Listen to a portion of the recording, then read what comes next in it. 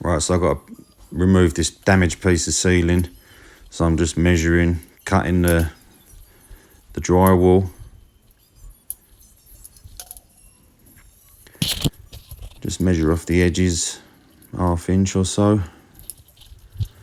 Hold the drywall up, mark around it, and then get your multi-tool. Cut it out, make sure you've got a vacuum going as well if you can, just to catch the dust.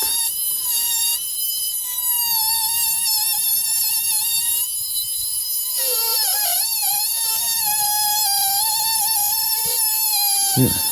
Screw your bit of drywall in, and then start bedding your tapes. I use light joint to bed the tapes, and I use light finish to fill out afterwards, like skim. I'll give it 3 coats, sand in between the coats, and then get it ready for painting. Make sure you primer first, dust and primer, and then paint the whole ceiling.